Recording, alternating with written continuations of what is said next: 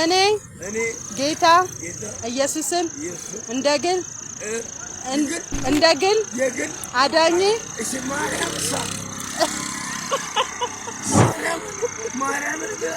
እኔ ምንም በል በቃ አንተ ጌታ ኢየሱስን ተቀበል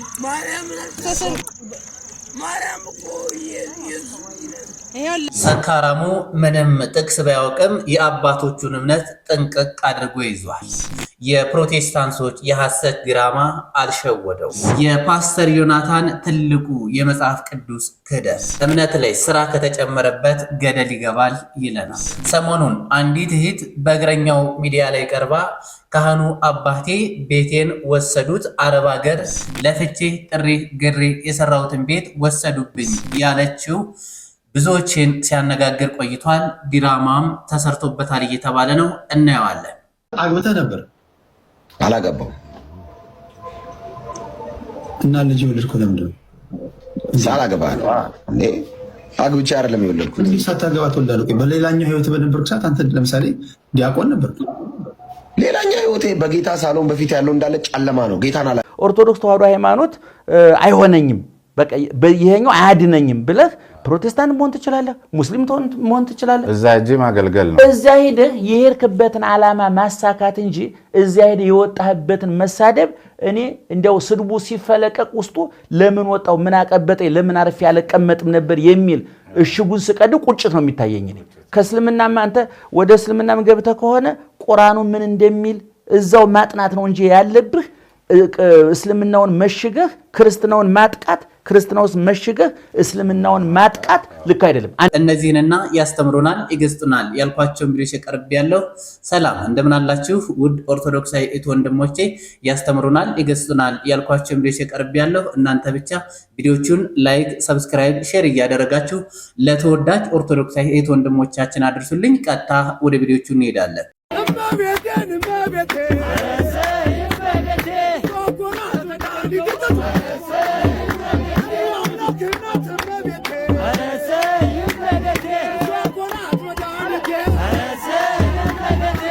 ሰይጣንን ከጃለሁ በላ በደንብ ተቀበል።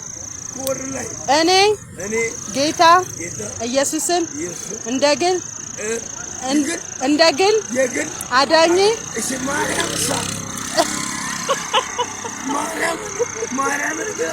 እኔ ምንም በል በቃ አንተ ጌታ ኢየሱስን ተቀበል።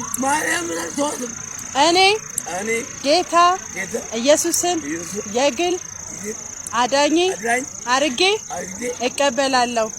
የኢየሱስ ማርያምን ነው ጌታ ኢየሱስ ክርስቶስን ማርያም እኮ ይኸውልህ በእኔ የሚያምን የዘላለም ሕይወትን ያገኛል ይላል። በእኔ የሚያምን የዘላለም ሕይወትን ማግኘት ከፈለክ ጌታ ኢየሱስ ክርስቶስን ብቻ መከተል ነው ያለብህ። የዘላለም ሕይወትን የሚሰጥህ ጌታ ኢየሱስ ክርስቶስ ብቻ ነው። የሞተልህ የተሰቀለልህ ነፍሱን የሰጠልህ ሞትህን ሞቶ የተነሳልህ ማለት ነው። አንተ ጌታ ኢየሱስ ክርስቶስን ተቀበልከው ማለት የክርስቶስን ሕይወት መኖር ትጀምራለህ ማለት ነው። እድለኛ ከሆንክ ማለት ነው። ስለዚህ ኢየሱስን ተቀበለው። አሁን ተቀበለው፣ በደንብ አድርገህ ተከተለው። ግን መጀመሪያ ተቀበለከው ታዲያ ለምን ትሰክራለህ? እሺ ዞር በላው። የት እየገባ ነው? አሜሪካ ይሄድኩ። ለምን በሩኝ? አረባክ ማን ይዘት ይላል? ወዳቸው አልኮኮ ለስሪ ያልኩት ተደረኩ አሜሪካ ሚስቴክ ስለካደሽ እንደዚህ የጠጣህ እንዴት ሚስትህ እንዲህ የጠጣህ ሚስትህ እንዴት አትከዳህም? እሺ ሚስቴ ትቅር አለክ ሚስት ትቅር እንዴ? አሜሪካማ ተዳሃት እንዳት ሚስትህ ተበድላለች። ሻብር ነው ያገባሁት። እሺ ሻብር ነው ያገባሁት። እሺ ካደች እንደዚህ ሰክረክ ነው እየሰከርክ ነው ካደች። አሁን ሚስት እየፈለክ ነው እንዲህ እየጠጣህ ታዲያ እንዴ ነው የምታገባው? በምን ታገባለክ ሚስት አንተ እንደዚህ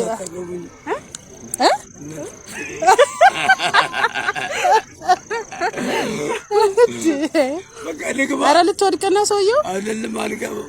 ምን የጅማ ልጅማ ሰካራም አይደለም። እሺ አንድ ነገር ልለፍ ተጠግዶ ማለት ነው አይደለክም የማ የጅማ ልጅ ሰካራም አይደለም የጅማ ልጅ ነኝ አሃ ድምጽክ ራሱ ይመሰክራል አይደለክም አይደለም የጅማ ልጅ ነኝ አይደለም እንመሰካካ እሺ የሰፈር ልጅ ነው የሳሪስ ሳሪስ ምኑ ጋር ሳሪስ ካሳንችስ ወደክ በቃ የለም ሄደ ሰውዬው ወደቀ ቻውሺ ትገባለህ ግን ቤት ማንንም አገባው ሚሚ ኳስ ጠልዝና ጎል አስገባ ኳስ የት ነው የምትመጣው አንወድህልን እንወዳለን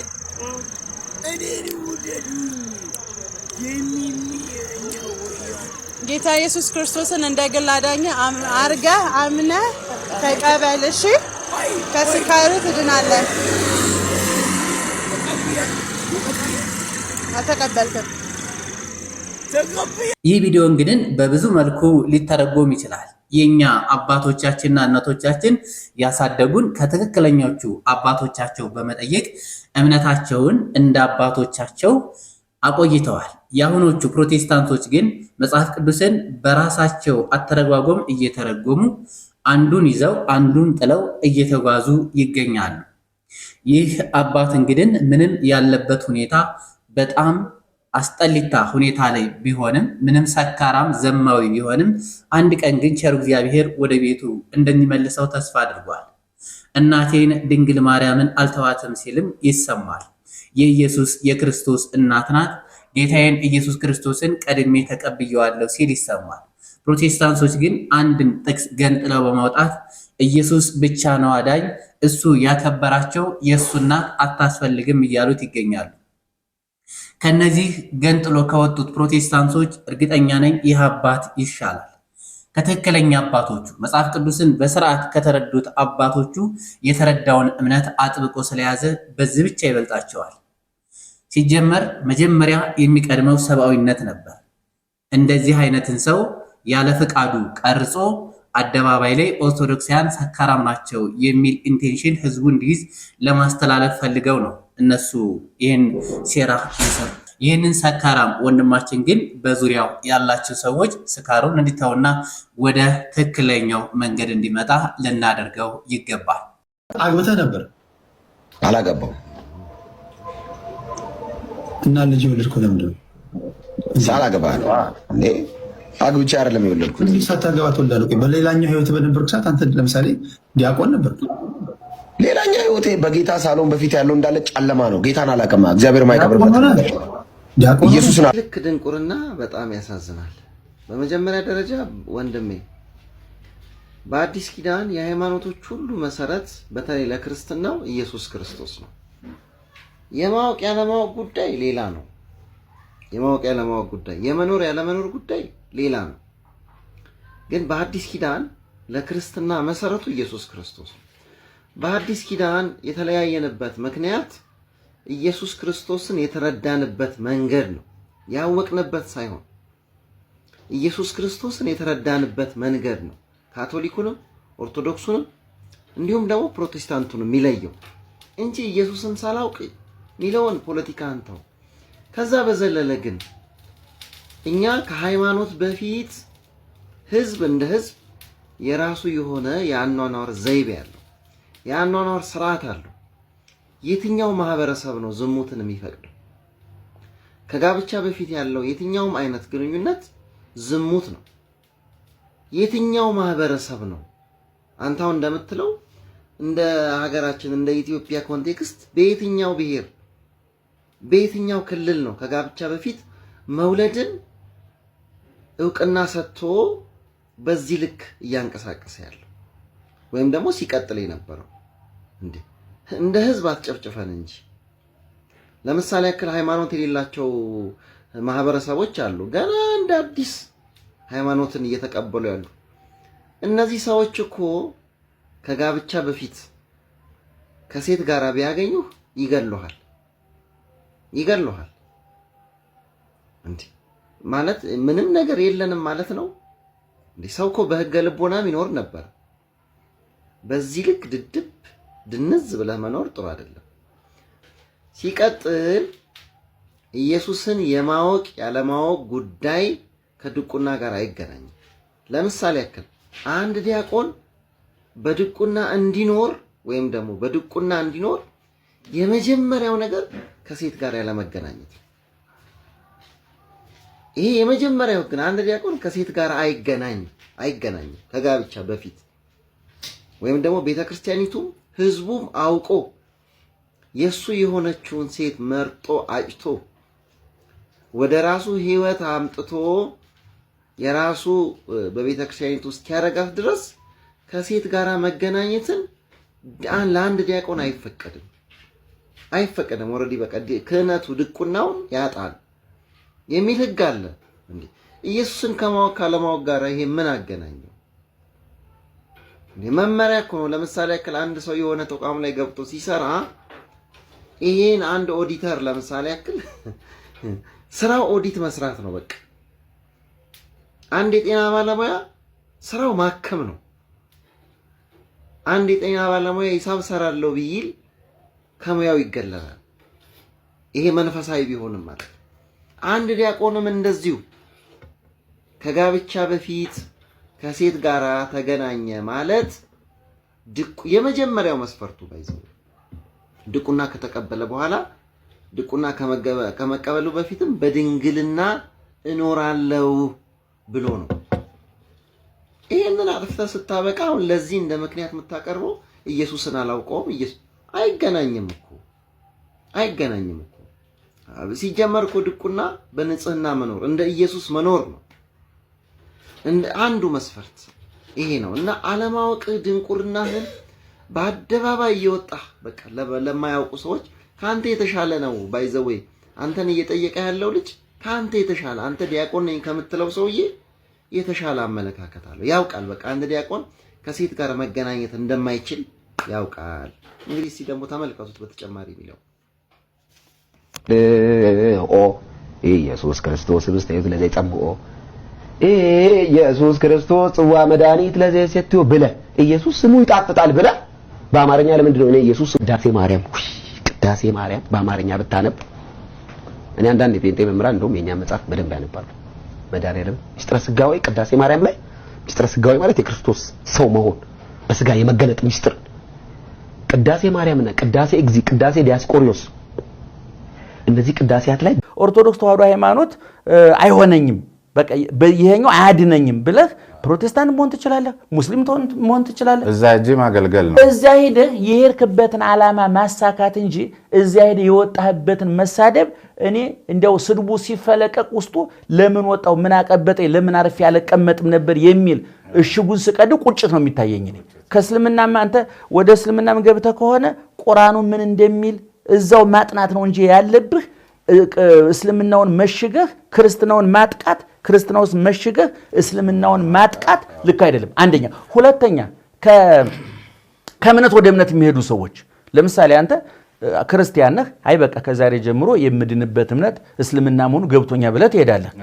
እዛ እንደሄድክ ወዳው የምትጀምረው ቁርአን ማስተማር ነው የምትጀምረው እንዴ? ስልጣን ያስፈልገውም እንዴ? መመሪያ ያስፈልገውም እንዴ? ከኦርቶዶክስ ተዋህዶ ቤተክርስቲያን ወጥተህ ሌላ እምነት ስትገባ የገባህበትን እምነት ስልጣን አይሰጥም ወይ? ኢየሱስ ክርስቶስ እያስተማረ እኮ ሐዲስ ኪዳን እኮ 3 ዓመት ከ3 ወር ነው እኮ የፈጀው ትምህርቱ። ሐዋርያት ክርስቶስ እያስተማረ ሐዋርያት እየተማሩ ለዛውም የክርስቶስ ትምህርት በቃልም በተግባርም የታገዘ እኔ ሕይወት እንጀራ ነኝ ብሎ እንጀራ እያበረከተ እኔ ዓለም ብርሃን ነኝ ብሎ አይን እያበራ እኔ ትንሣኤና ሕይወት ነኝ ብሎ ሙት እያስነሳ እዛው እያሳየ በተግባር እንኳን ቃሉን በተግባር እያሳየ እንኳን በቃልና በተግባር የታገዘ ትምህርት እየሰጠ 3 ዓመት ነው የፈጀው። ዛሬ ከአንዱ እምነት ወደ አንድ እምነት የሚሄዱ ሰዎች እዚህ ያለውን እምነት በመሳደብ እልህኝነት ፈረንጆቹ ይህን እልሃቸውን እውነቱን እርግፍ አድርገው የሃይማኖትን ጉዳይ እርግፍ አድርገው ትተውታል። ዛሬ ታውቃለህ ክርስትና አውሮፓ የገጠመው መከራ ዛሬ በምዕራቡ ዓለም ክርስትና ሙቶ ተቀብሯል። እውነቱን ለመናገር እነሱ በሂውማኒቲ ተከተውታል፣ በሌላ ነገር ተከተውታል። ክርስትና ሙቷል። አፍሪካ ውስጥ ግን ዛሬ እንደ አዲስ እያገረሸ ስለሆነ ክርስትናውን በክርስትና ከመዳን ይልቅ በክርስትና መተዳደን፣ ማደን፣ ሌላውን ማደን፣ ማጥቃት፣ ማዋረድ፣ ማሳፈር፣ አንዱ እምነት ውስጥ ሌላውን እምነት መሳደብ ይሄ በእውነት እንደ ሰው ነውር ነው፣ እንደ ሕግ ወንጀል ነው፣ እንደ ሃይማኖት ኃጢአት። ሰሞኑን ካህኑ አባቴ አረብ ሀገር ሄጄ የሰራሁትን ብር ዘረፉኝ ያለችውት እጅጉን መነጋገሪያ ሆናለች። ጥለነው ነው የምንሄደው። ቢሆንም እንኳን ለአባት ከዚህ በላይ አይደረግም እንዴ? ቤት አፈር እኮ ነው፣ መልሰን እንገባበታለን። ከዚህ በላይ ይደረጋል አባት። ቢሆንም እንኳን ግን እንደ ወርደት ቆጥራው ሊሆን ይችላል፣ እንደ ማሸማቀቅ ቆጥራው ሊሆን ይችላል። ምንም የለ። አዎ ደሃ ነበርን፣ ደሃ ይነግረኛል። እኔ አባቴ እግሩን ሳጥበው ምን ሆነክ ነው ጠባ ጋይስ። የነዚህ ቤተሰብ ታሪክ 2 ሰዓት ሙሉ እግረኛው ሚዲያ ላይ አዳምጬዋለሁ። እውነት ለመናገር ሁላችሁም ጀጅ እንዳረጋቻቸው አባታቸውን እኔ ጀጅ አላረኳቸውን ካህኑን። ምክንያቱም ኮሜንት ሳይ ነበር 2 ሰዓት በጥንቃቄ ሳዳምጥ እየመለስኩ ሳዳምጥ ነበርና በጣም ጀጅ አረጋቻቸው። ምናልባት እኔ ላዝን የምችለው የልጃቸው ገመና እንደ አባት መሸፈን ነበረባቸው፣ እንደ ካህን በሚለው መሸፈን ነበረባቸው። የካህን ልጅ ስነ ምግባር የሌላት ልጃቸውን እሳቸውም ጨምረው ባያብራሩት ጥሩ ነበረ። በቃ አንድ ቃል ይበቃ ነበር። እግዚአብሔር በቃ አላደለኝም፣ ጥሩ ልጅ ሆነ አልወጣችልኝም ቢሉ ህዝብ ይረዳቸው ነበር። ግን ታች ወርደው በጣም ጥቃቅንና አነስተኛና ጥቃቅን ሚስጥሮቿ ማውጣታቸው ይሄ እንደ አባት ያሳፍራል። ሌላው ደግሞ ይሄ ንብረት ይገባታል ላይገባትም ማናየ እሷ የምታወራው እኮ እውነት አይደለም። እናንተ መሰላችሁ እንጂ ምንም እውነት አይደለም። $700 በየወሩ ለ8 ዓመት ሳላቋርጥ ልክ ያለው አለች። ያማል በቃትም ደግሞ የ5 ዓመቱን ደግሞ በ$100 አባዙልኝ አለች። እንደ ሁላችሁንም ልጠይቃችሁ ተሳክቶላችሁ የወር ደሞዛችሁ ሳይቋረጥ ኢትዮጵያ የላካችሁ አላችሁ እንዴ? ሞዴስ ምናምን አትገዙም እንዴ? ምግብ አትገዙም? ልብስ አትገዙም? ለቤተሰብ ያመት ባል ምናምን እያላችሁ አትልኩም? ለዘመድ ወይ ደግሞ ቤተሰብ ለማውቀው ጓደኛ ለእርዳታ ምናምን አትልኩም እንዴ? እንዲህ አይነት ሰው በፍጹም የለም። ኮንትራት ቤት ምናልባት ሊኖር ይችል ነበር ድሮ፣ ምክንያቱም ሌላ ስልክ የለንም፣ ሌላ ግንኙነት የለንም፣ መዳሞች በዛው ሲልኩልን። ከዛ ውጭ ምን ነው ዛሬ ላይ በዚህ ዘመን ሆነንም አንወሻሽ እንጂ ጋይስ እንዴ ምን ነው ከሌላ ፕላኔት ነው የመጣችው አላችሁ። ማስቲካ ማትበላም እንዴ? ውጪ ነው መሰራው አለች። ውጪ ላይ ደግሞ ታውቁታላችሁ ብር ምን ያህል እንደሚጠፋ። ትበላለች፣ ትጠጣለች፣ ታክሲ ትይዛለች፣ ትራንስፖርት አለ፣ ቀለብ አለ፣ የቤት ክራይ አለ፣ ጓደኝነት አለ። ሱዳኒ እኮ የቤት ክራይ ብቻ ነው የሚከፍልላት። ከዛ ውጪ ከሱዳኒ ምን ልታገኝ ነው አለች። ሱዳኒ ይዤ ነበር አይ መጨረሻ ሲያወጣጣት እግረኛው እና ስለዚህ ፍርደ ገምድል አትሁኑ። ቆም ብላችሁ እያያችሁ እሺ። ይሄንን እዩት። $700 በየወሩ አላክ ልትልክ ትችላለች። ዝግ እየዘጋች ከዛ በላይ ገቢዋ ኢንኬዝ ምርጥ ገቢ ሊኖራት ይችላል። ኦኬ ከዚህም ከዛ ምንትፍ አይነት ነገር ግን ደሞዜ 700 ነበር 700 ምልክ ነበር አያስማማንም። ደሞ ስራ መፍታት አለ። ደሞ 7 ዓመት ሳይቋረጥ ስራ መፍታት መታከም አለ።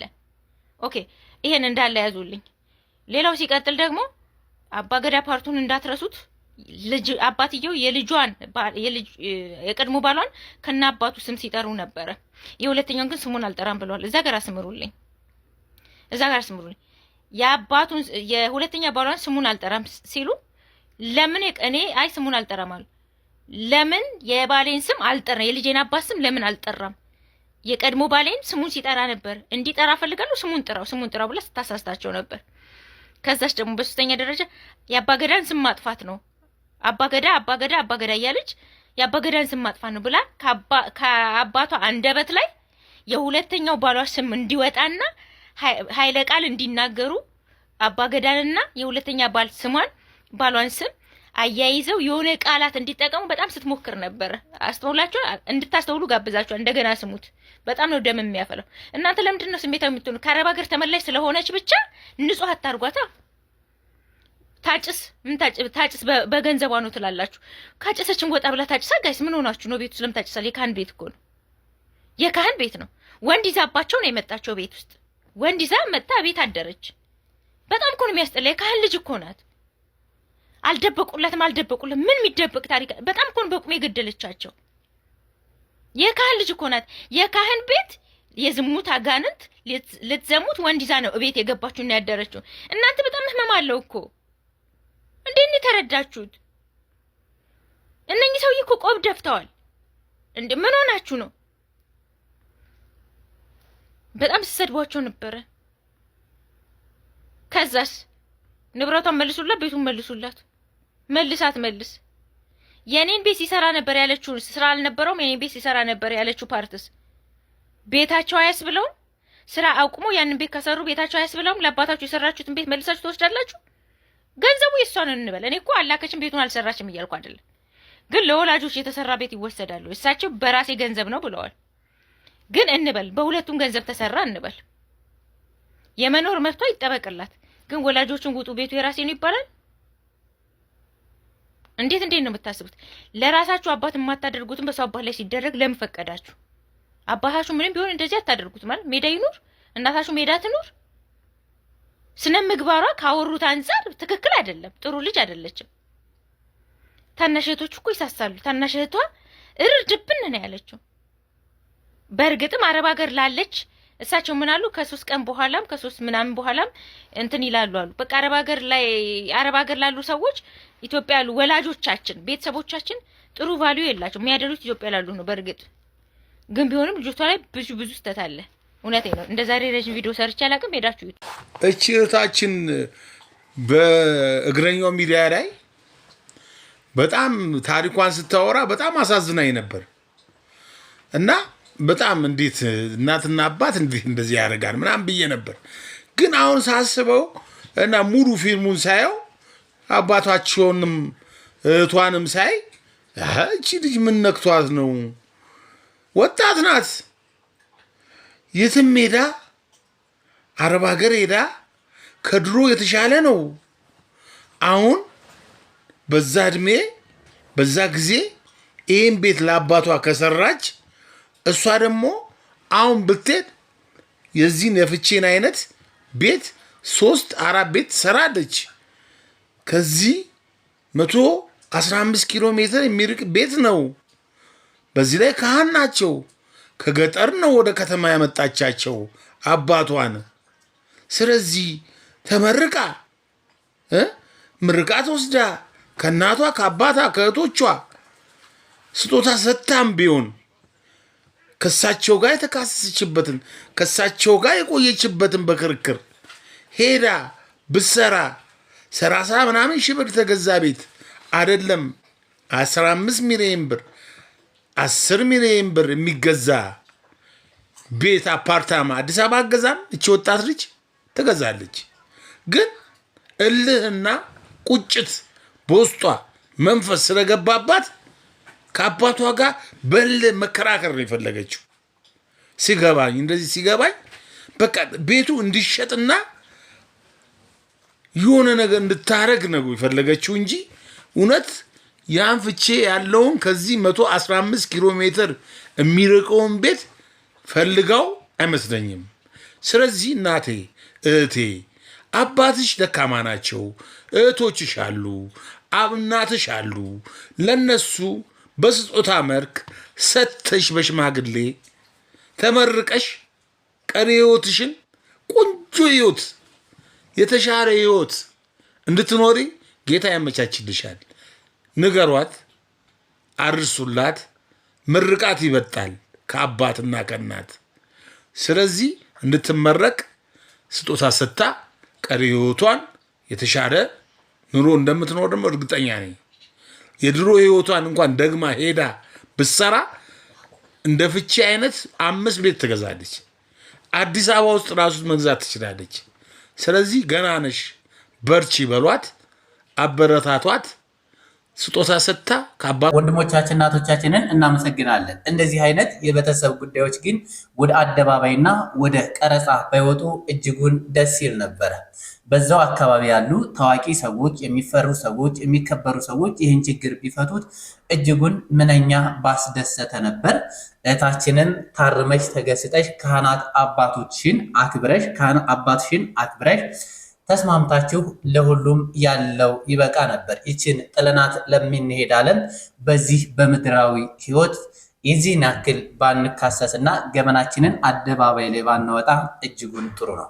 ፓስተር ዮናታን ትልቁን የመጽሐፍ ቅዱስ ክህደት ክደዋል። እምነት ላይ ስራ ከጨመራችሁበት ገደል ትገባላችሁ ይለናል። ወንድማችን ምላሽ ሰጥቶታል፣ እንስማው። እምነት ላይ ሰምፒስ ኦፍ ስራ ብጨምርበት በቀጥታ የተስፋውን ቃል ታፈርሰዋል። በስራ የሚገባበት መንግስት ሰማያት የለም። የዘላለም ህይወት የለም። የዘላለም ህይወትን መውረስ በስራ ሳይሆን በልጅነት ነው። ልጅነት ደግሞ ኢየሱስን አምኖ በመቀበል ነው። እንደፈለግን እንኑር አንኖርም እና የፍቅር ዕዳ አለብን። ወተት ላይ ትንሽ ቡና ጠብ ብታረግ የወተትነቱን ጣም ቀይሮ ወተትም ቡናም አይደለም፣ ወተት በቡና ነው። በእምነት ብቻ የምትገባበት መንግስተ ሰማያት በጭራሽ የለም። ኢየሱስም ይሄን መንግስተ ሰማያት አልሰራው። ሰላም ኦርቶዶክሳውያን ታላችሁ፣ እግዚአብሔር ይመስገን እኔ እጅግ በጣም ደህና ነኝ። ለዚህ ለመናፍቅ ላኔና ለመጨረሻ ጊዜ የማያዳግም መልስ እንሰጣለን ለዚህ ቪዲዮ ማለት ነው። እምነት ብቻ ነው እንጂ የሚያስገባ ስራ በጭራሽ አያስፈልግም ላለበት መጽሐፍ ቅዱስ ደግሞ እንዴት እንደሚያስተምር ኢየሱስ ክርስቶስ እንዴት እንደተናገረ ስለ ስራ ቁልጭ አገር እናስቀምጣለን። ከዛ በፊት እናንተ እንደተለመደው አካውንት እየተዳከመብኝ ስለሆነ አካውንቴን ፎሎ ቪዲዮውን ደግሞ እጅግ አብዝታችሁ 20 30 ጊዜ ሼር፣ ኮፒ ሊንክ፣ ሪፖስት፣ ዱዊት፣ ላይክ፣ ፌቨራይት አድርጉት። በእግዚአብሔር ስም እጠይቃችኋለሁ። 3 ሰከንድ ልስጣችሁ። አመሰግናለሁ። አሁን ቀጥሎ የምናየው እስከ መጨረሻው እንድትከታተሉኝ በልዑል እግዚአብሔር ስም ጠይቃችኋለሁ። ስፔሻሊ ፕሮቴስታንት ናችሁ የምትደናገሩና ኦርቶዶክሳውያን ማለት ነው። ይሄ ሰውዬ መጽሐፍ ቅዱስን ክዶ ኢየሱስን ክዶ የሚሰብከው ግን ስለሌላ ኢየሱስ ብቻ እንጂ መጽሐፍ ቅዱስ ላይ የተጻፈውን ኢየሱስን አይደለም። ምክንያቱም መጽሐፍ ቅዱስ ላይ የተጻፈው ኢየሱስ ምን እንዳስተማረ በወንጌል ላይ ምን አድርጉ እንዳለ እንዴት ስራ መስራት እንዳለብን መጽሐፍ ቅዱስ ይናገራል። እርሱን ደግሞ ኢየሱስ ክርስቶስ ከተናገረው ጀምረን እስከ መልእክታት እንሄድበታለን ማለት ነው። የመጀመሪያ የምንመለከተው የሉቃስ ወንጌል ምዕራፍ 10 ቁጥር 25 እስከ ቁጥር 37 ያለውን የምንመለከተው። ይሄውም በጥቅሉ የሚናገረው አንድ ሕግ አዋቂ ሰው ወደ ኢየሱስ ክርስቶስ መጥቶ የዘላለም ሕይወት እንዳገኝ ምን ላድርግ ብሎ ጠየቀው። ኢየሱስ ክርስቶስ ምን አለው? በሕግ የተጻፈውን ታውቃለህ፣ እንዴት ታነባለህ አለው። ይሄም ሰው ጌታ አምላክን በፍጹም ነፍስ፣ በፍጹም ኃይል፣ በፍጹም ሐሳብ ውደድ፣ ባልንጀራንም እንደራስ ውደድ ተብሎ ተጽፏል አለው። ደግ ተናገረህ አለው። ይሄ ሰው ግን ራሱ ማጽደቅ ፈልጎ ስለነበረ ኢየሱስ ክርስቶስ ምን አለው? አንድ ሰው ከኢየሩሳሌም ወደ ኢያሪኮ ሲወርድ በወንበዴዎች እጅ ወደቀ፣ ቀጠቀጡት ይላል። ከዚያም በኋላ አንድ ካህን መጣና አይቶት አለፈው። አሁንም አንድ ሌዋዊ መጣና አይቶት አለፈ። በመጨረሻ ግን አንድ ሳምራዊ መጣና አይቶት አዘነለት፣ በቁስሎቹም ላይ ዘይት አፈሰሰለት። ከዚያም በኋላ ወስዶ ጥሩ ቦታ አስቀምጠውና ለአንድ ባለጸጋ ሰጥቶት ሰውየው እንዲንከባከበው 2 ዲናር ሰጠውና ይልቁንም ሌላ ሞጭ ካወጣ እሱ እንደሚከፍለት ነግሮት ሄደ ይላል። ከዛም ኢየሱስ ክርስቶስ ይጠይቀዋል፣ ከነኚህ ከ3ቱ ሰዎች ለዚህ ሰው ባልንጀራው ማን ነው ይለዋል። ደግ ያደረገለት ሰው አለው። ይሄ ባለጸጋ ደግሞ እውነት ብለሃል፣ አንተም እንደዚህ ደግ አድርጋለሁ፣ ልክ ለባልንጀሮች እንደዚህ መልካም አድርግ አለው። ይሄ ማለት ስራ ማለት ነው። በተዘዋዋሪ ኢየሱስ ክርስቶስ የዘላለም ሕይወት እንድናገኝ የምንፈልግ ከሆነ ለባልንጀሮቻችን መልካም ማድረግ እንደሚገባል፣ ይልቁንም እግዚአብሔርን የምንወድ ከሆነ ለሰዎች መልካም ማድረግ እንዳለብን ይናገራል። ከዚያም ደግሞ የማቴዎስ ወንጌል ምዕራፍ 25 ቁጥር 31 ጀምሮ አንድ ጥቅስ አለ፣ ወይም ደግሞ አንድ ሐሳብ አለ። የሰው ልጅ በክብር በሚገለጥበት ጊዜ ከቅዱሳን መላእክት ጋር መጥቶ ፍርድ በሚሰጥበት ጊዜ የሚጠይቃቸው ጥያቄዎች አሉ። እነኚህም ወደ 5 እና 6 የሚነሱ ጥያቄዎች ናቸው። ብራብ አብልተኛል፣ ብጠማ አጠጥተኛል፣ እንግዳውን ተቀብለኛል፣ ታርጄ አልብሰኛል፣ ታስሬ አስፈትተኛል እያለ ይጠይቃቸዋል። ከዚያስ በግራና በቀኝ ያቆማቸው ሰዎች ማለት ነው። እነኚህ በግራ በኩል የቆሙት ሰዎች ደግሞ አቤቱ ጌታ ሆይ መቼ ተርበ፣ መቼ ተጠምተ፣ መቼ እንግዳ ሆነ፣ መቼ ታረዘ፣ መቼ ታስረ፣ መቼ እንደዚህ ተቸግረ አይተን አለበስን፣ ወይም ደግሞ እንደው እንግዳውን ተቀበልን፣ ታስረ አስፈታን፣ መቼ ጠየቅን ይሉታል። ኢየሱስ ደግሞ ይላቸዋል ከነኚህ ከታናናሾቹ ላይ እንዲያደርጋችሁ ለእኔ እንዳደረጋችሁት ይቆጠራል ይላል። ለእነሱ ያደረጋችሁት ግን ለእኔ ያላደረጋችሁልኝ ይላል። ስለዚህ ባልንጀራን መውደድ፣ ለባልንጀራ መልካም ማድረግ፣ ይሄ ማለት መልካም ስራ ማለት ይሄ ነው። መንግስተ ሰማያት የሚያስገባ ይሄ እንጂ እምነትህ ብቻ በጭራሽ ሊያስገባህ አይችልም።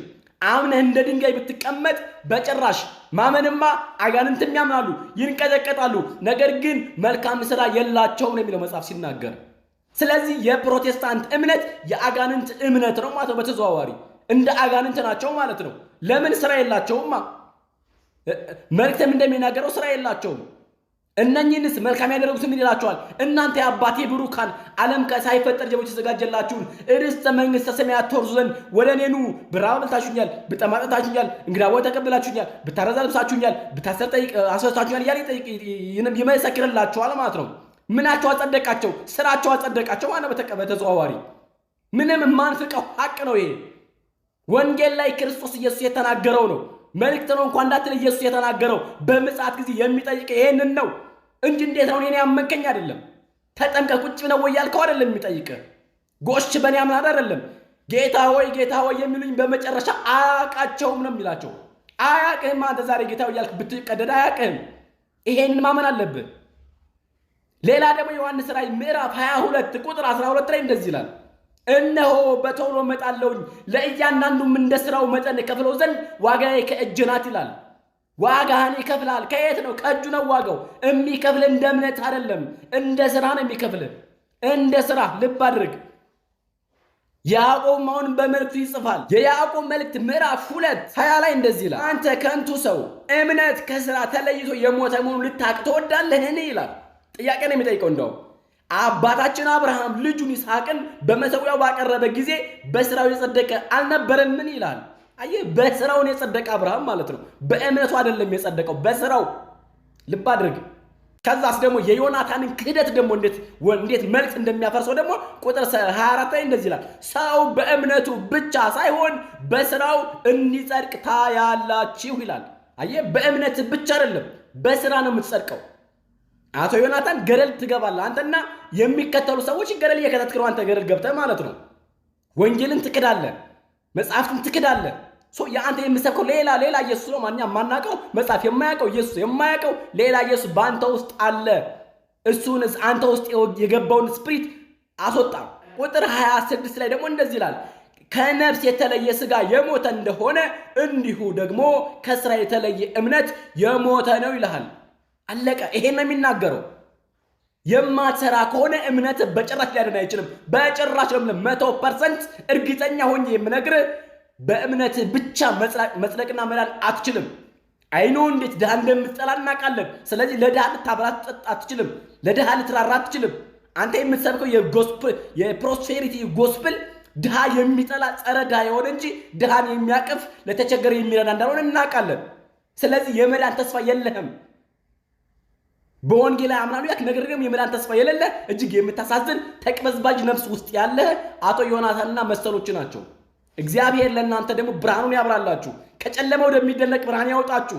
ስለ እናንተ እግዚአብሔር ሁሌ እንጠይቀዋለን እንደዚህ እያለ። ይልቁንም እናንተ የምትመጻደቁበት መልእክት የት እንደሆነ ደግሞ በደንብ አድርጌ ላሳይህ። እኔ በዚህ በገላትያ ሰዎች ምዕራፍ 2 ቁጥር 16 ላይ ያለው እናንተ የምታነሱት አይደለ? ቁጥር 15 ጀምሮ ያነብላችኋለሁ። እኛ በፍጥረት አይሁድ ነን፣ ኃጢአተኞችም ይሆን አይደለንም። ነገር ግን ሰው በኢየሱስ ክርስቶስ በማመን እንዲጸድቅ እንጂ በሕግ ሥራ እንዳይሆን አውቀን ሥጋን የለበሰ ሁሉ በሕግ ሥራ ስለማይጸድቅ እኛ ራሳችን በሕግ ሥራ ሳይሆን በክርስቶስ አምነን እንጸድቅ ዘንድ በክርስቶስ ኢየሱስ አምነናል ይላል። ይሄንን ነው አንተ ወስደህ የምትፈውዘው እንደፈለክ ማለት ነው፣ የምታመላልሰው ጥቅስ ይሄ ነው። ይሄ ደግሞ የሚናገረው ስለ ብሉይ ኪዳን ስራና ስለ ሐዲስ ኪዳን እምነት እንጂ ስለ ሐዲስ ኪዳን ስራ አይደለም። ሰው አምኖ ስለሚሰራው ስራ ላይ የሚናገረው በኦሪት ምድር ላይ የሚናገረው ተገረዝ ነው የሚል ይሄ ነው የኦሪት ሕግ የነበረው። ተገረዝክም አልተገረዝክም አይጠቅምህም። በኢየሱስ ክርስቶስ ካመንክ ጥምቀትህ እንደ ግዘት ተቆጥሮልሃል ነው በቃ። የዚህ ጥቅስ ዋና ኢንቴንሽኑ ይሄ ነው እንጂ አንተ እንደምትለው ለሰው መልካም ማድረግ ምናምን አይደለም። እኛ ኦርቶዶክሳውያን እኮ መልካም ስራ እንሰራለን ስንል መሸከም፣ ድንጋይ መሸከም፣ አረም ማረም፣ ቁፋሮ መቆፈር ወይም ደግሞ እርሻ ማረስ አይደለም። አሊያም ሳር ማጨድ አይደለም እኮ። የቀን ስራ ጉልበት ስራ እኮ አይደለም። ለሰው የምናደርገው ቸርነት ነው። እግዚአብሔር ያዘዘንን ትእዛዝ መጠበቅ ነው። ይሄ ነው የኛ መልካም ስራ የምንለው። ስለዚህ አሁንም ታፌት ላላችሁ ፕሮቴስታንት አንድ መልእክት አለኝ። ኑ ጌታችን አምላካችን መድኃኒታችን ኢየሱስ ክርስቶስ በክብር በሚመለክበት የቅዱሳን መላእክት፣ የቅዱሳን ጻድቃን፣ ሰማዕታት፣ የእመቤታችን የቅድስት ድንግል ማርያም አማላጅነት በሚነገርበት እግዚአብሔር አብ፣ ወልድ፣ መንፈስ ቅዱስ በአንድነት በሚመለኩበት በቅድስት ኦርቶዶክሳዊት ቤተ ክርስቲያን መታችሁ ጌታን ተቀበሉ። ኑ ተጠመቁ፣ ኑ በብርሃኑ ተመላለሱ። ኢየሱስ ክርስቶስ ይወዳችኋል። ኦርቶዶክሳውያን በድጋሚ አካውንቱን ፎሎ፣ ቪዲዮም ደግሞ እጅግ አብሳ ሼር፣ ኮፒ ሊንክ፣ ሪፖስት፣ ዱዌት፣ ላይክ፣ ፌቨራይት ያደረጋችሁ ሰላም እግዚአብሔር ከሁላችን ጋር ይሁን። ሰላም እያላችሁበት መምህራችንን እናመሰግናለን። ቃልዮት ያሰማልን። ውድ ኦርቶዶክሳውያን እስከ ሰዓት ድረስ አብራችሁ ስለቆያችሁ አመሰግናለሁ። በቀጣይ ቪዲዮ እስከምንገናኝ ድረስ ሰላም ቆዩ።